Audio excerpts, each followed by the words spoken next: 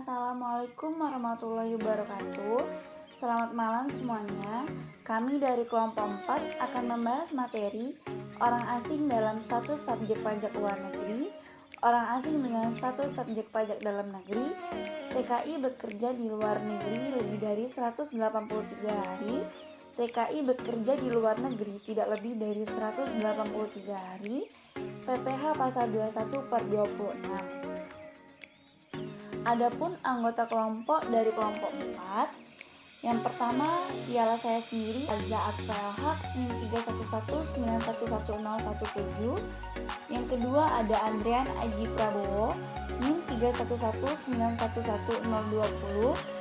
Yang ketiga ada Fiona Francisca Ananda NIM 311911056. Selanjutnya ada pembahasan pajak penghasilan dikenakan atas penghasilan yang diterima oleh subjek pajak.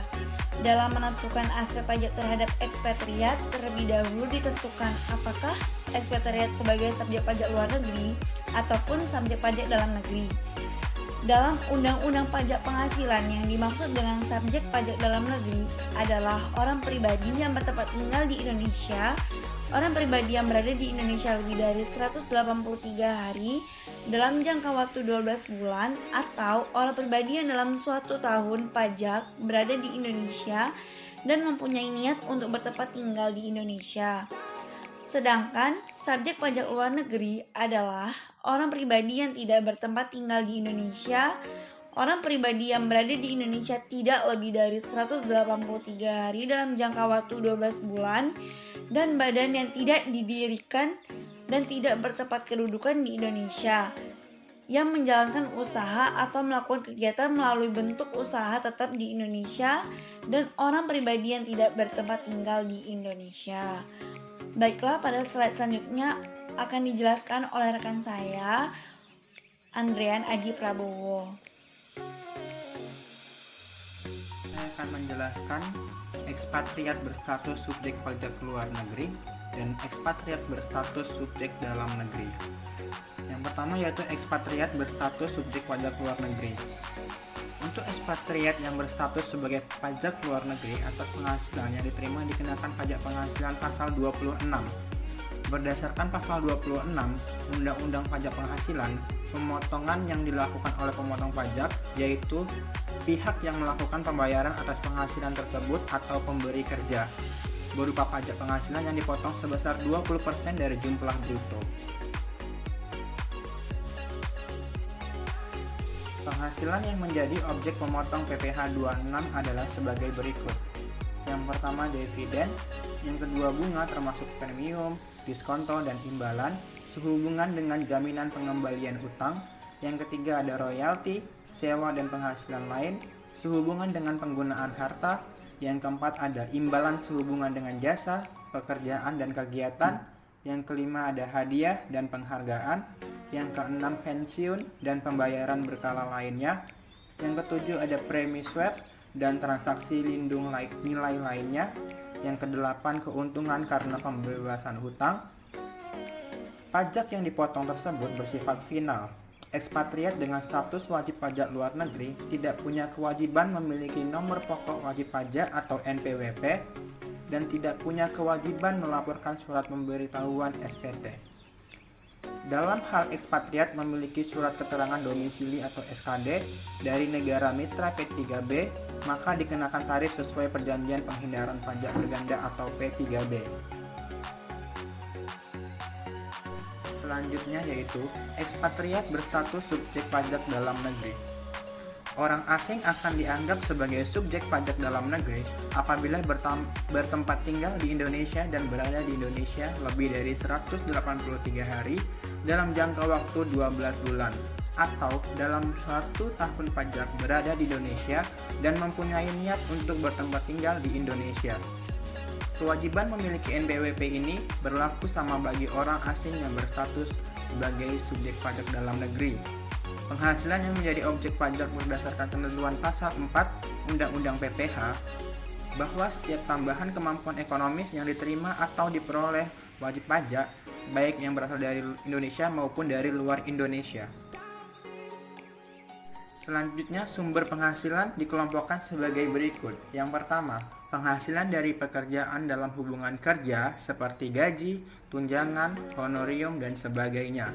Yang kedua, penghasilan dari pekerjaan bebas seperti penghasilan dari praktik, dokter, notaris, aktuaris, akuntan, pengacara, dan sebagainya. Yang ketiga, penghasilan dari usaha dan kegiatan yang terdiri dari atas usaha dagangan jasa, industri serta lainnya seperti peternakan, pertanian, perikanan, dan sebagainya. Yang keempat, penghasilan dari modal yang berupa harta gerak ataupun harta tidak bergerak seperti bunga, dividen, royalti, sewa, dan keuntungan penjualan harta atau hak yang tidak dipergunakan untuk usaha. Yang kelima, penghasilan lain-lain seperti pembebasan utang dan hadiah. Untuk ekspatriat yang melakukan kegiatan usaha atau pekerjaan bebas, maka perhitungan penghasilannya bisa melalui dua pendekatan, yaitu dihitung dengan menggunakan norma penghasilan neto atau dihitung dari pembukuan. Wajib pajak yang boleh menggunakan norma penghitungan adalah orang pribadi yang memenuhi syarat-syarat berikut. Yang pertama, peredaran bruto dalam 1 tahun tidak mencapai 4,8 miliar rupiah.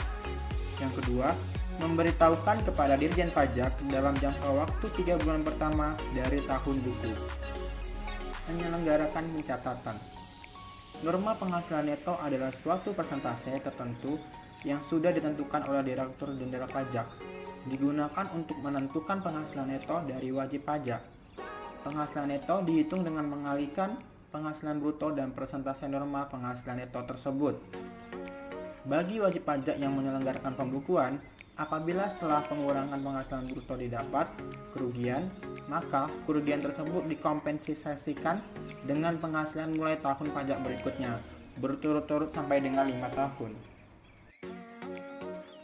Subjek pajak luar negeri adalah orang pribadi yang tidak bertempat tinggal di Indonesia, orang pribadi yang berada di Indonesia tidak lebih dari 183 hari dalam jangka waktu 12 bulan, dan badan yang tidak didirikan dan tidak bertempat kedudukan di Indonesia yang menjalankan usaha atau melakukan kegiatan melalui bentuk usaha tetap di Indonesia, dan orang pribadi yang tidak bertempat tinggal di Indonesia, orang pribadi yang berada di Indonesia tidak lebih dari 183 hari dalam jangka waktu 12 bulan, dan badan yang tidak didirikan dan tidak bertempat kedudukan di Indonesia yang dapat menerima atau memperoleh penghasilan dari Indonesia tidak dari menjalankan usaha atau melakukan kegiatan melalui bentuk usaha tetap di Indonesia.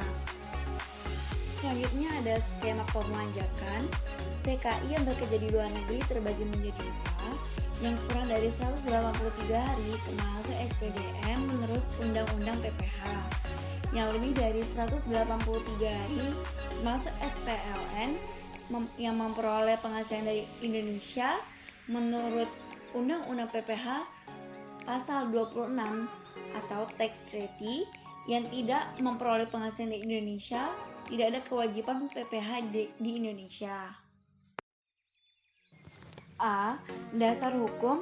Yang pertama, Undang-Undang Nomor 6 Tahun 1983 tentang Ketentuan Umum dan Tata Cara Perpajakan, Undang-Undang Nomor 16 Tahun 2009. Yang kedua, Undang-Undang Nomor 7 Tahun 1983 tentang Pajak Penghasilan per Undang-Undang Nomor 36 Tahun 2008. Yang ketiga, Peraturan Direktur Jenderal Pajak Nomor per strip 16/PJ/2016 tentang pedoman teknis tata cara pemotongan, penyetoran dan pelaporan pajak penghasilan pasal 21 dan pajak penghasilan pasal 26 sehubungan dengan pekerjaan, jasa dan kegiatan orang pribadi.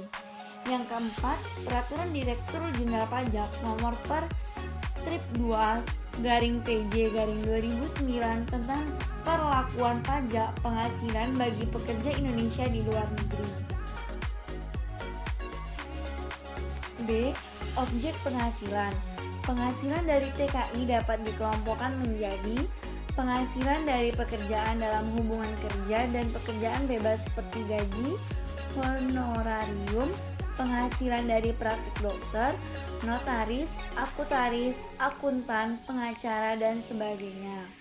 Penghasilan dari usaha dan kegiatan, penghasilan dari modal yang berupa harta gerak ataupun harta tak gerak seperti bunga, dividen, royalti, sewa, dan keuntungan perjualan harta atau hak yang tidak dipergunakan untuk usaha, dan penghasilan lain-lain seperti pembebasan utang dan hadiah. C. Hak. Macam-macam hak terbagi: hak atas kelebihan pembayaran pajak, hak ketika dilakukan pemeriksaan, hak mengajukan keberatan, banding, gugatan, dan peninjauan kembali, hak atas kerahasiaan data wajib pajak, hak untuk pelangsuran atau penundaan pembayaran pajak, hak untuk menunda pelaporan SPT. D. Kewajiban. Yang pertama, mendaftarkan diri untuk memperoleh NPWP. Yang kedua, melakukan pencatatan penghasilan. Yang ketiga, menyimpan bukti pemotongan pajak penghasilan. Yang keempat, melaporkan SPT tahunan.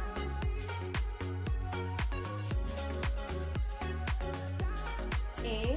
DPP. Secara umum, dasar pengenaan pajak TKI dengan statusnya sebagai SPDN atas penghasilan dari pekerjaan dalam hubungan kerja dan pekerjaan bebas seperti gaji, honorarium adalah penghasilan neto sesuai dengan ketentuan PPh. Untuk menghitung pajak atas keseluruhan penghasilan yang diperoleh TKI, pajak yang dipotong di luar negeri dapat menjadi pengurang atau kredit pajak dengan perhitungan sesuai dengan ketentuan yang berlaku di Indonesia. Untuk dasar pengenaan pajak TKI dengan statusnya sebagai SPLN yang memperoleh penghasilan dari Indonesia adalah penghasilan bruto sesuai dengan pasal 26 Undang-Undang PPh. Contoh kasus dan perhitungan. Kasus pertama, Yusuf adalah warga negara Indonesia. Dia bekerja di Jepang lebih dari 183 hari dalam jangka waktu 12 bulan. Penghasilannya hanya bersumber dari pekerjaannya di Jepang saja. Dan dari penghasilan di Jepang, Yusuf juga sudah dikenakan dan dipotong pajak di sana. Dari kasus tersebut, Yusuf sudah bukan lagi termasuk subjek pajak dalam negeri. Dengan begitu, Yusuf sudah tidak dikenakan pajak penghasilan lagi di Indonesia dan tidak lagi perlu melaporkan SPT tahunannya. Kasus yang kedua, Andrean adalah warga negara Indonesia. Dia bekerja di Turki lebih dari 183 hari dalam jangka waktu 12 bulan. Dari penghasilannya di Turki, Andrean juga sudah dikenakan dan dipotong pajak di sana. Sedangkan di Indonesia, Andrean juga memperoleh penghasilan dari ruko yang dia sewakan. Dari kasus tersebut, Andrean dikategorikan sebagai subjek pajak luar negeri. Andrean tidak memiliki kewajiban melaporkan SPT tahunan PPh, namun atas penghasilan sewa ruko tersebut, penyewa harus memotong PPh pasal 26 sebesar 20% dari penghasilan sewa. Contoh perhitungan. Pada tahun 2017, Tuan Suparjan berjenis kelamin laki-laki, status menikah, dan mempunyai 3 anak, bekerja sebagai konsultan konstruksi di Singapura selama 3 bulan. Penghasilan neto yang diterimanya dari Singapura sebesar 50 juta rupiah dan telah dipotong pajak sebesar 5 juta. Selain itu, Tuan Suparjan juga bekerja sebagai pegawai tetap pada PT Wijaya Konstruksi di Indonesia. Penghasilan neto yang diterimanya dari PT Wijaya Konstruksi selama 2017 sebesar 150 juta dan telah dipotong pajaknya sebesar 6.700.000 rupiah. Dalam kasus ini, Tuan Suparjan masih berstatus sebagai wajib pajak dalam negeri karena beliau bekerja di luar negeri kurang dari 183 hari dalam waktu 12 bulan. Berikut adalah perhitungan pajak penghasilan yang harus dilaporkan dalam SPT tahunan Tuan Suparjan. Berikut terlampir PPh terutang 5% dari 50 juta ribu rupiah sama dengan 2.500.000 rupiah. 15% dari 78 juta ribu rupiah sama dengan 11.700.000 rupiah. Dijumlahkan menjadi 14.200.000 rupiah. Kredit pajak PPh pasal 21 sebesar 6.700.000 rupiah, PPh pasal 24 sebesar 50 juta ribu rupiah dikali dengan 14.200.000 rupiah per 200 juta ribu rupiah sama dengan 3.550.000 rupiah. 6.700.000 rupiah ditambah dengan 3.550.000 rupiah menjadi 10.250.000 rupiah. PPh kurang dibayar dan harus disetor sendiri oleh Tuan Suparjan sebesar 14.200.000 rupiah dikurang dengan 10.250.000 rupiah sama dengan 3.950.000 rupiah.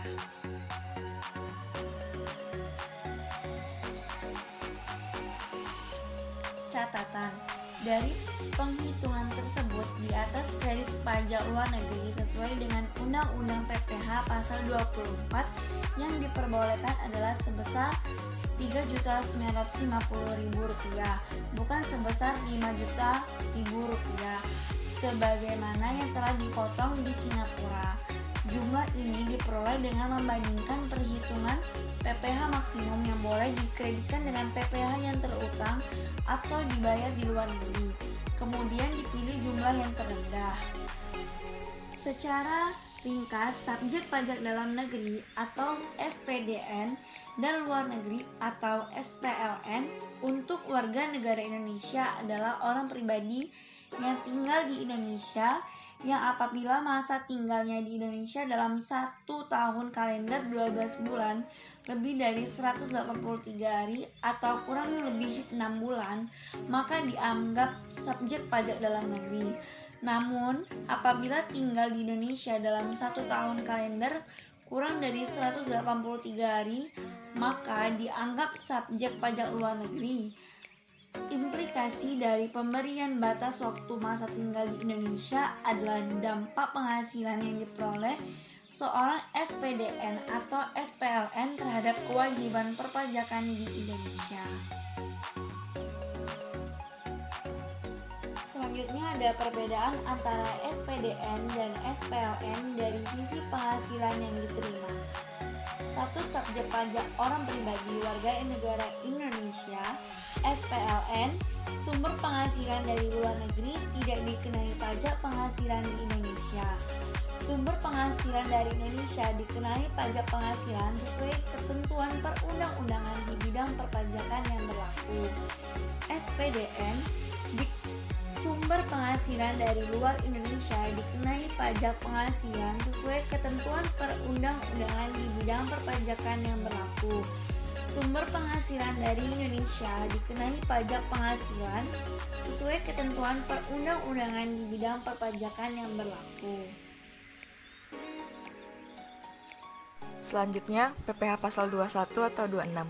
Pemotongan PPh pasal 21 atas penghasilan sehubungan dengan pekerjaan, jasa, atau kegiatan dengan nama dan dalam bentuk apapun yang diterima atau diperoleh wajib pajak orang pribadi dalam negeri wajib dilakukan oleh: yang pertama, pemberi kerja yang membayar gaji, upah, honorarium, tunjangan, dan pembayaran lain sebagai imbalan sehubungan dengan pekerjaan yang dilakukan oleh pegawai atau bukan pegawai.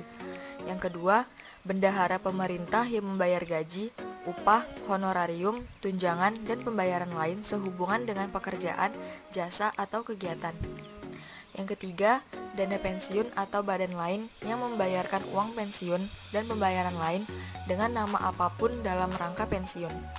Yang keempat, badan yang membayar honorarium atau pembayaran lain sebagai imbalan sehubungan dengan jasa termasuk jasa tenaga ahli yang melakukan pekerjaan bebas.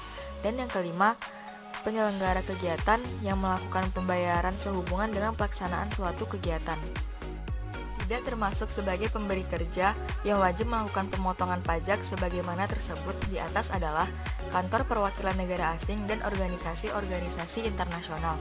Jika pemberi kerja yang wajib melakukan pemotongan pajak sebagaimana tersebut di atas adalah kantor perwakilan negara asing dan organisasi-organisasi internasional, maka disebut dan termasuk dalam kategori pemotongan pajak penghasilan pasal 26 atau selanjutnya disingkat pasal 26.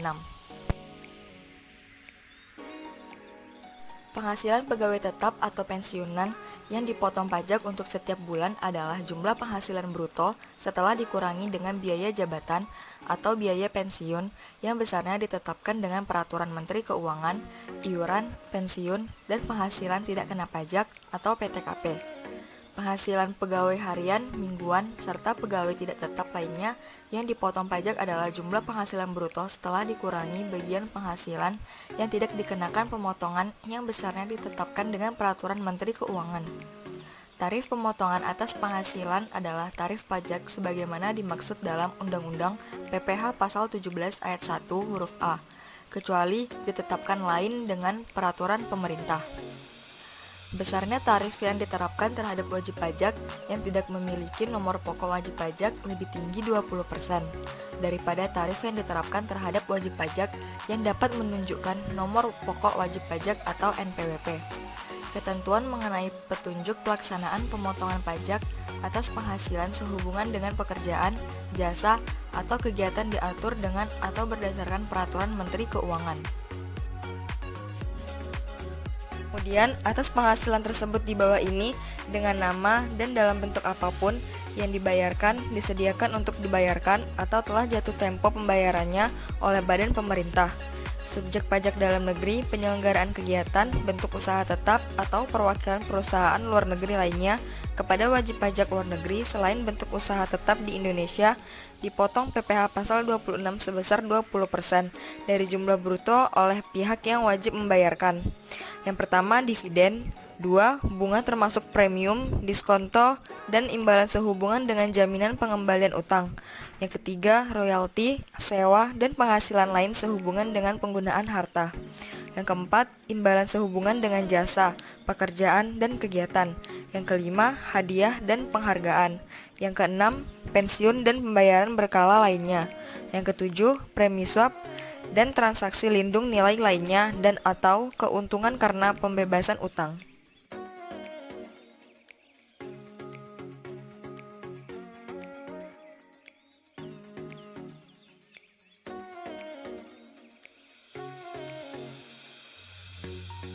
Negara domisili dari wajib pajak luar negeri selain yang menjalankan usaha atau melakukan kegiatan usaha melalui bentuk usaha tetap di Indonesia adalah negara tempat tinggal atau tempat kedudukan wajib pajak luar negeri yang sebenarnya menerima manfaat dari penghasilan tersebut atau beneficial owner atas penghasilan dari penjualan dan pengalihan harta di Indonesia, kecuali yang diatur dalam Undang-Undang PPh Pasal 4 Ayat 2 yang diterima atau diperoleh wajib pajak luar negeri selain bentuk usaha tetap di Indonesia, dan premi asuransi yang dibayarkan kepada perusahaan asuransi luar negeri dipotong pajak 20% dari perkiraan penghasilan neto.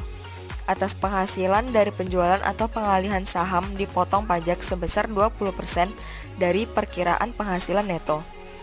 Penghasilan kena pajak sesudah dikurangi pajak dari suatu bentuk usaha tetap di Indonesia dikenai pajak sebesar 20%, kecuali penghasilan tersebut ditanamkan kembali di Indonesia, yang ketentuannya diatur lebih lanjut dengan atau berdasarkan Peraturan Menteri Keuangan.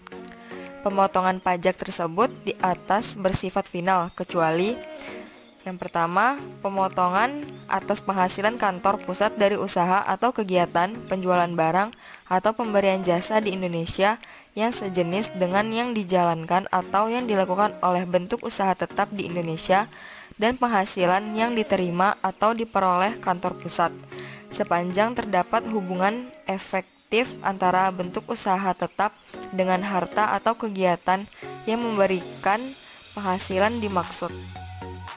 Nah, itu itulah tadi materi yang dapat kami sampaikan. Mohon maaf jika ada kesalahan dalam menyampaikan kata. Demikianlah saya akhiri. Wabillahi taufiq wal hidayah. Wassalamualaikum warahmatullahi wabarakatuh.